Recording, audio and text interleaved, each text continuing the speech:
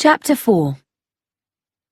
When Tuppence entered the lounge at Sans Souci just before dinner, the only person in the room was Mrs. O'Rourke, who was sitting by the window like a gigantic Buddha. Now, sit here now, Mrs. Blenkinsop, and tell me what you've been doing with yourself this fine day, and how you like Leahampton." There was something about Mrs. O'Rourke that fascinated Tuppence. She was like a character from a fairy tale, huge and ugly, with a deep voice like a man's. Tuppence replied that she thought she was going to like Leahampton very much and be happy there. "That is," she added in an unhappy voice, "as happy as I can be anywhere with this terrible anxiety that's with me all the time." Now, don't you be worrying yourself. Those boys of yours will come back to you safe and sound. One of them's in the Air Force, I think you said? "Yes, Raymond." "And is he in France now, or in England?" "He's in Egypt, according to his last letter. Well, that's not exactly what he said. We have a little private code, if you know what I mean. You see, I feel I must know just where he is." Mrs. O'Rourke nodded her Buddha-like head. "I know how you feel. If I had a boy out there, I'd be fooling the censor in the same way." "I feel so lost without my 3 boys," Tuppence said sadly. "There's always been at least one of them at home, so I thought I'd come somewhere quiet." Again the Buddha nodded. "I agree with you entirely. London is no place to be at the present. I've lived there myself for many years now. I used to sell antiques, and I had a shop in Chelsea. I had lovely stuff there, and some good customers. But there you are. When there's a war on, no one is interested in buying antiques. But I'm not one of those that's always complaining. Not like Mr. Cayley with his illnesses and his talk of his failing business. Of course it's going badly. There's a war on. And there's his wife, who never says no to him. Then there's that little Mrs. Sprout, always worrying about her husband, Arthur." "Is he out at the front?" "No, he's a clerk in an office, and so terrified of air raids he sent his wife down here at the beginning of the war. Mind you, I think that's the best thing for the child, and a nice little girl she is. But Mrs. Sprout keeps saying Arthur must miss her so. But if you ask me, Arthur's not missing her much." Tuppence murmured, "I'm terribly sorry for all these mothers. I do understand why they're sending away the children from the cities. The Germans won't bomb the countryside, will they? But if you let your children go away without you, you never stop worrying. And if you go with them, it's hard on the husbands left at home." Yes, and it becomes expensive running 2 homes. "This place seems quite a reasonable price," said Tuppence. "Yes, I'd say you get good value. Mrs. Perenna's a strange woman, though. There's been a great drama in that woman's life. I'm certain of that." "Do you really think so?" "I do. And the mystery she makes of herself.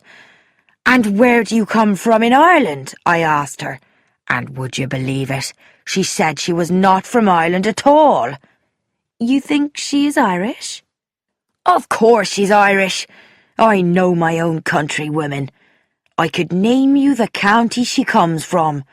But there, I'm English, she says, and my husband was a Spaniard." Mrs. O'Rourke stopped speaking as Mrs. Sprout came in, followed by Tommy. Tuppence immediately took on a playful manner. "Good evening, Mr. Meadows. You look very well this evening." "Plenty of exercise, that's the secret," Tommy replied. Then the rest of the party came in, and the conversation during the meal was about spies. Only Sheila Perenna took no part in the conversation. She sat there, her dark face angry. Carl von Dynam was out, so everyone was speaking freely. Sheila only spoke once. Mrs. Sproat said in her thin voice, "The biggest mistake I think the Germans made in the last war was to shoot Nurse Cavell. It turned everybody against them." It was then that Sheila demanded, "Why shouldn't they shoot her? She was an English spy, wasn't she? She helped English people to escape in an enemy country. Why shouldn't she be shot?" "Oh, but shooting a woman and a nurse." Sheila got up. "I think the Germans were quite right," she muttered. She went out of the glass door into the garden. Everyone then went into the lounge for coffee. Only Tommy went out to the garden. He found Sheila Perenna standing by the garden wall, staring out at the sea. He offered her a cigarette, which she accepted. "Lovely night," he commented. In a low voice, the girl answered, "It could be." "If it weren't for the war, you mean?" he asked quietly. "I don't mean that at all. I hate the war." "So do we all." "Not in the way I mean. I hate the horrible, horrible patriotism." "Patriotism?" Tommy was surprised. "Yes, I hate patriotism. Betraying your country, dying for your country, serving your country. Why should one's country mean anything at all?" Tommy said simply, "I don't know. It just does." "Not to me. Oh, it would to you. You believe in the British Empire and the stupidity of dying for one's country." "My country," said Tommy, "won't let me die for it." "Yes, but you want to. And it's so stupid. Nothing's worth dying for. It's all an idea. Talk, talk. My country doesn't mean anything to me at all." "Someday," said Tommy, "you'll find that it does." "No, never. I've suffered. I've seen. Do you know who my father was? His name was Patrick Maguire. He was a follower of Casement in the last war. He was shot as a traitor, all for nothing. Why couldn't he just stay at home quietly? He's a martyr to some people and a traitor to others. I think he was just stupid." "So that's the secret you've grown up with?" "Yes. Mother changed her name. We lived in Spain for some years. She always says that my father was half Spanish. We always tell lies wherever we go. We've been all over Europe. Finally, we came here, and I think running this guest house is the worst thing we've done yet. I hate it."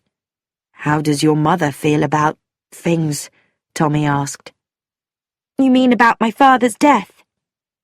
Sheila was silent a moment, thinking carefully about the question.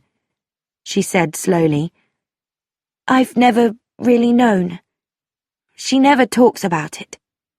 It's not easy to know what Mother feels or thinks." Tommy nodded his head thoughtfully. I don't know why I've been telling you this," Sheila said abruptly. "I got angry. Where did it all start?" "A discussion on Edith Cavell."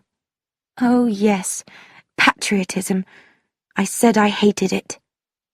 "Aren't you forgetting Nurse Cavell's own words?"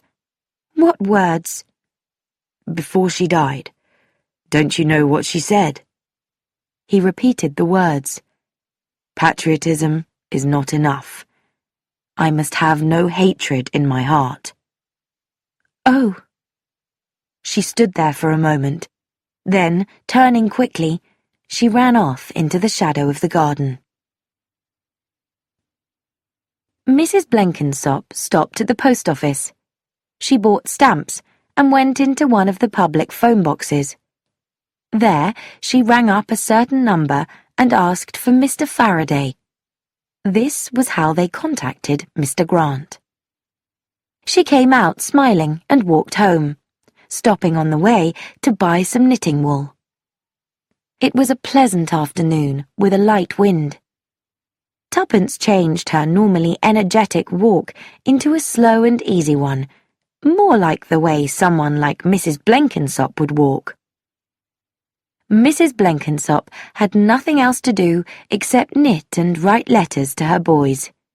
She was always writing letters to her boys, and sometimes she left them lying around, half-finished. Tuppence came slowly up the hill towards Sans Souci. Since the road ended at Smuggler's Rest, Commander Haydock's house, few people walked there. She noticed a woman standing by the gate looking inside. It was not until Tuppence was close behind her that the woman heard her and turned. She was a tall woman, poorly dressed. She was not young, probably just under 40, blonde-haired and beautiful. Just for a minute, Tuppence had a feeling that the woman was familiar. A look of fear crossed the woman's face. "Are you looking for someone?"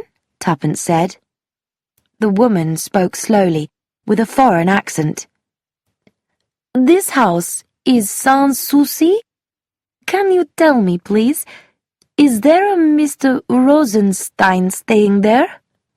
Tuppence shook her head. "No, I'm afraid not. Perhaps he has been there and left. Will I ask for you?" No, I make mistake. Excuse, please." Then she turned and walked quickly down the hill. Tuppence stood staring after her, feeling suspicious. But following the woman could make people think that Mrs. Blenkinsop was not who she appeared to be.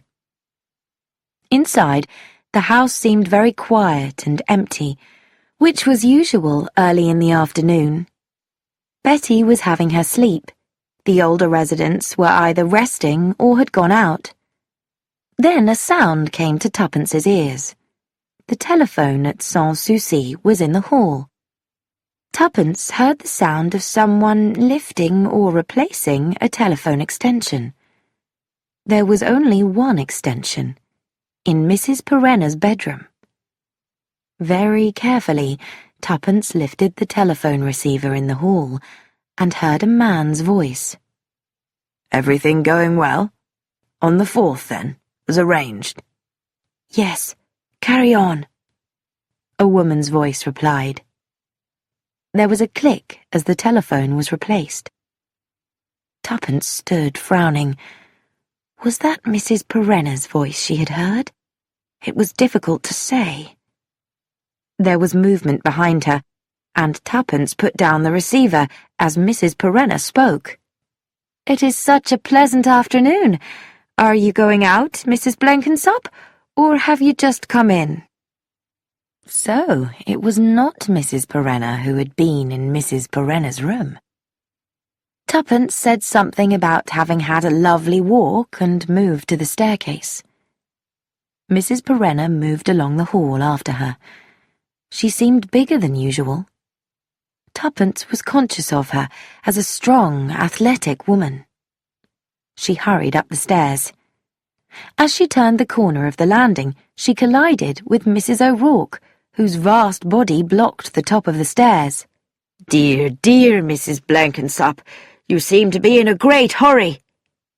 There was, as always, a frightening quality about Mrs. O'Rourke's smile, and suddenly Tuppence felt afraid. The big, smiling Irishwoman, with her deep voice, blocking her way, and below, Mrs. Perenna at the foot of the stairs. And then, suddenly, the tension broke as a little figure ran along the top hall. Little Betty Sproat, shouting happily as she threw herself on Tuppence. The atmosphere had changed. Mrs. O'Rourke, a big, friendly figure, cried out, "Oh, the darling!" Below, Mrs. Perenna had turned away to the door that led into the kitchen. And the atmosphere on the stairs, thought Tuppence, that tense moment, might have been just her own overactive nerves.